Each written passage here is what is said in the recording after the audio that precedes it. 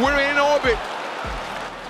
On the canvas, out of the fight, and out of the World Boxing Super Series. And away! And this for Brad Vicali because none was going. Hello guys, welcome back to our channel Wins World TV. So ang makasaysayang karera ni current undisputed and 4 World Division Champion Naoya Inoue, ay umarangkada ito ng napakabilis. Si Naoya Inoue ay nakatakdang dedepensahan ang kanyang titulo sa 122-pound Super Bantamweight Division laban kay Sam Goodman ng bansang Australia. Ang kanilang sagupaan ay magaganap mismo sa araw ng Pasko December 24, 2024, na magaganap sa Ari 8 Arena, Tokyo, Japan. Ang ESPN naman ang magdadala ng live na palabas sa US. Si Naoya Inoue ay may tala na 28 wins walang talo at 25 knockouts. Si Naoya Inoue ang pangalawa bilang pound-for-pound fighter, susubukan muli sa ika-4 na pagkakataon na pagdepensa sa titulo nito sa 122 pound. Ang laban ng Naoya Inoue laban Sam Goodman ay magsilbing ikatlong pagdepensa ng The Ring Championship. Habang si Sam Goodman naman ay may record na 19 wins walang talo at 8 knockouts, 4 na beses nang lumaban si Sam Goodman mula noon, at itinuturing ang laban niya kontra Naoya Inoue na isang napakalaking laban sa kanyang boxing career. Si Naoya Inoue ay may hawak ng 4 na dibisyon. 2 beses ipinagtanggol ang kanyang mga titulo. Parehong panalo sa pamamagitan ng knockout laban sa mga dating title holder. Kung maalala nyo ang laban na Naoya Inoue vs TJ Doheny, ay nakaligtas si Naoya Inoue dahil muntik na itong mahimatay sa ika-6 na round nang matamaan siya ng super power punch. Sino kaya ang mananaig sa laban ng Naoya Inoue vs Sam Goodman? Halina't sabay-sabay natin panuulin ang mga knockouts highlights ni Naoya Inoue vs Sam Goodman at kayo na po ang humusga kung sino ang mas malakas. Right hand body shot to. Yeah, but it's important. No, 100. And Goodman, good right hands. The jab and the backhand. And It's been a good punch for him. Now he's in Japanese boxing. Goes down. really nicely. Again, there's that kind of, you know, he's Right hands and Nice. bump. Yes, Houston's just waiting for that one punch. They landed. Good body shot and Goodman comes. Oh, they come together now. Sam Goodman, he pours on the pressure. Fusay, some of his best moments. Oh, Sam's got that killer in him.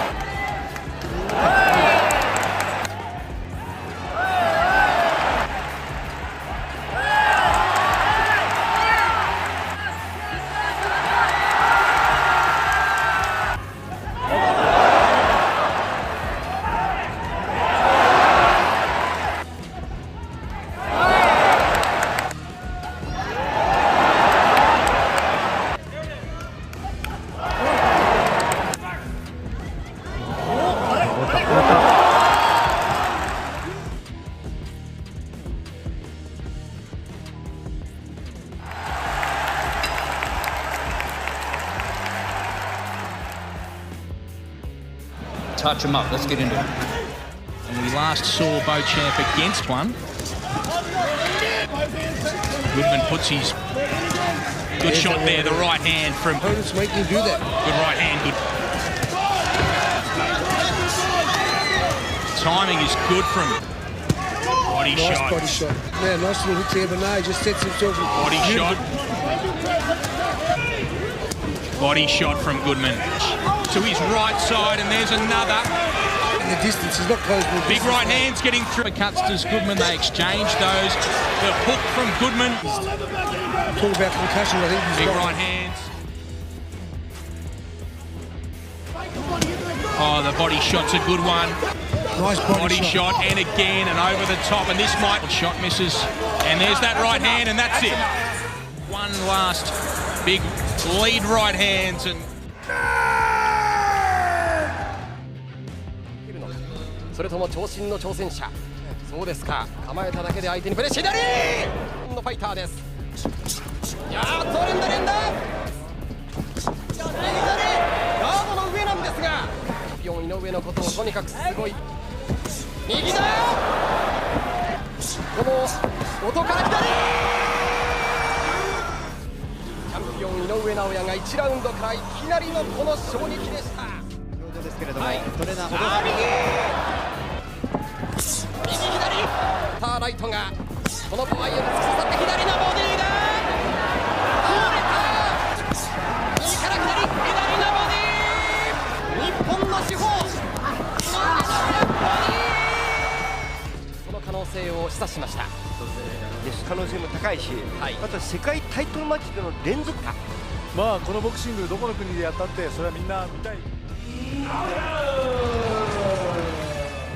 Dagdag pa sa ating mga balita, napamukha ni current undefeated and 4 World Division Champion Naoya Inoue, na isang mahinang nilalang itong si Sam Goodman, dahil hindi pa sila nagkaharap sa ibabaw ng boxing ring ay may plano na agad itong si Naoya Inoue na lumaban sa bansang Amerika. Dahil dyan ay nagpopursige itong si Sam Goodman na magpalakas ng gusto, para maipakita niya na hindi siya mahinang nilalang, tulad ng iniisip ng kampo ni Naoya Inoue. Ayon kay Sam Goodman ay hindi siya pupunta ng bansang Japan para magpabugbog lang dito sa tinaguriang halimaw ng Japan na si Naoya Inoue.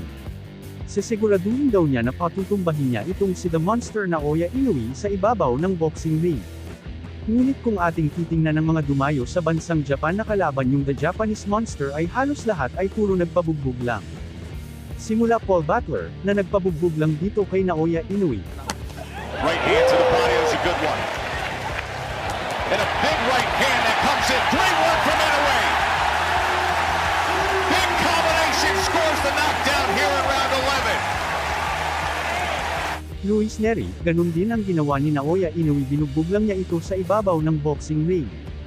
Stephen Fulton na walang ginawa kundi ang magpabugbog sa halimaw ng Japan na si Naoya Inoue. Huge right hand from the monster. And then he chases him down. Dogini naman ay sumuko, dahil sa mga superpower body shot ni Naoya Inoue. Still got a lot to learn. Oh, nice. You're always perfecting your craft down the middle. Marlon Tapalis na dumayo lang sa Japan para magpa-knockout dito kay Naoya Inoue. Ano naman kaya ang mangyayari kay Sam Goodman sa darating nilang laban kapag nagharap na sila ni Naoya Inoue? Magiging kabilang ba siya sa mga binugbog lang ni The Monster Naoya Inoue o siya na ang magpapabagsak at tatalo dito sa tinaguriang The Monster ng Japan na si Naoya Inoue? Ayon naman dito sa WBO, ranking updated September 15, 2024. Pangalawa sa rankang itong si Carl James Martin. At makikita nga dito na nangunguna itong si Sam Goodman. Habang si John Riel Casimero naman ay nasa pang-anim sa listahan. Kapag natalo dito ni Naoya Inoue, itong si Sam Goodman ay tiyak na aakyat sa number 2 spot. Itong rankang ni Carl James Martin, na posibleng maging mandatory challenger ni Naoya Inoue. Ngunit dapat na ipanalo ni Carl James Martin ang lahat ng kanyang mga laban sa pamamagitan ng impresibong panalo. Punta naman tayo sa ranking ng WBC, updated October 21, 2024. Makikita na nangunguna itong si David Picasso. Pangalawa si Marlon Tapalis. Pang-apat si Muradjan Ahmadali. Pang-lima si Liam Davies. Pang-anim si Sam Goodman. At pang-pito itong si Cuadro alas John Riel Casimero. Posible kasi na mabakanti ang apat na title belt ni The Monster Naoya Inoue, kapag siya ay umakyat na sa featherweight division. Kaya ang mga mababakanting world title belt ay paglalabanan ng rank number 1 at rank number 2. Kaya kailangan talaga ni Cuadro alas John Riel Casimero na magtuloy-tuloy sa kanyang mga laban para umakyat siya sa rankang, para magkaroon siya ng chance na maging number 1 sa rankang para maging mandatory challenger din siya ng world champion holder. Next laban ko, hopefully soon, lalaban na sa akin yung mga big fight, give me sa akin. Naoya Inoue, we're Naoya Inoue, come on! Sanchez for best shot. Sanchez for best shot. Ang panayam ng ESPN sa current 4 World Division and undisputed champion na si Naoya Inoue, ilan dito sa mga katanungan ay patungkol sa pag-akyat niya di umano sa mas mataas ng division sa 126, at kung may pag-asa ba or possible na makalaban niya ang kababayan na si Junto Nakatani. Ika ni Naoya Inoue ay kung ito ay nakatadhana na maglaban sila ay bakit nga ba hindi? May ilan din katanungan ng ESPN na sinagot niya patungkol kay former 3 World Division Champion Cuadro Alas Angas ng Pinas John Riel Casimero. Makikita din sa comment section ng video na ibinahagi ng Top Rank Promotion, ay binawa ng samot-saring komento na naglalaman ng labanan niya si John Riel Casimero. Ayon sa mga komento ng karamihan ay gusto nila makita na labanan ni Naoya Inoue itong kababayan natin na si John Riel Casimero. Ayaw nilang magaganap kung sakaling maglaban man ang dalawa sa bulwark ni Naoya Inoue ang bansang Japan, gusto kasi ng karamihan ay labanan niya itong si John Riel Casimero sa bansang Amerika or bansang Saudi Arabia. Talunin niya daw si John Riel Casimero para masabi talaga na siya ang best pound-for-pound fighter. Dagdag pa ay malakas lang daw itong si Naoya Inoue sa kanyang bansa. Matagal na kasi hinamon ni Cuadro Alas John Riel Casimero itong si Naoya Inoue. Nakinainisan niya at sinabihan itong si John Riel Casimero na maliit na payaso lang daw ang tingin niya dito. Ayon sa Japanese media, ikatlo sa John Riel Casimero sa pinagpipilian na gusto niyang makalaban sa 122, gusto na rin daw labanan ni Naoya Inoue itong si Cuadro Alas Angas ng Pinas John Riel Casimero, ngunit nakadepende daw ngayon sa paparating niyang laban kung maipapanalo ni Cuadro Alas Angas ng Pinas ang kanyang laban ngayon paparating na October 13, 2024 na kontra Saul Sanchez. Marami naman mga fans ang nagsasabi na takot talaga itong tinaguri ang halimaw ng Japan kay Cuadro Alas Angas ng Pinas John Riel Casimero. Simula kasi 2018 ay hindi pa ito natatalo si John Riel Casimero, hanggang sa ngayon taon kasalukuyan. Kabilang sa kanyang panalo sa naging previous na mga laban. Tinalo niya si Filipas Netemboa by a unanimous decision. Tinalo niya din si Raya Akaho by a second round knockouts. At Yakinori Uguni na naging resulta lang ng tabla. Ngunit marami ang nakapansin sa laban Yakinori Uguni kontra John Riel Casimero, naluto ang laban dahil isang maliit lang na sugat ang natamo ni Yakinori Uguni, ay bigla nagdesisyon na itigil na ang laban, kaya marami ang nakapansin na luto ang laban na iyon. Kaya ngayon ang paparating na laban ni John Riel Casimero kontra Saul Sanchez sa darating na October 13, taon kasalukuyan ay malalaman na natin kung pwede papatulan ni current undefeated, and 4 World Division Champion, Naoya Inoue, itong si former 3 World Division Champion Cuadro Alas Angas ng Pinas John Riel Casimero.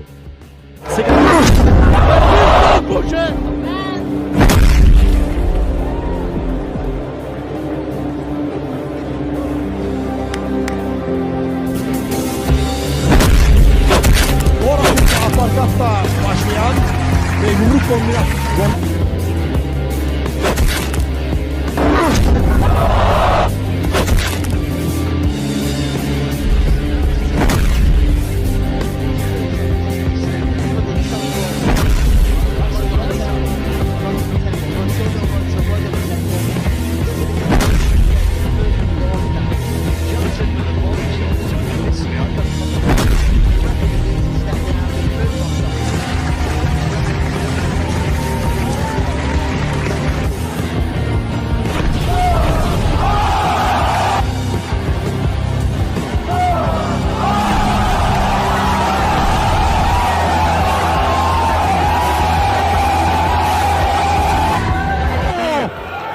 산체스 백사 다시 미단이 산체스 백사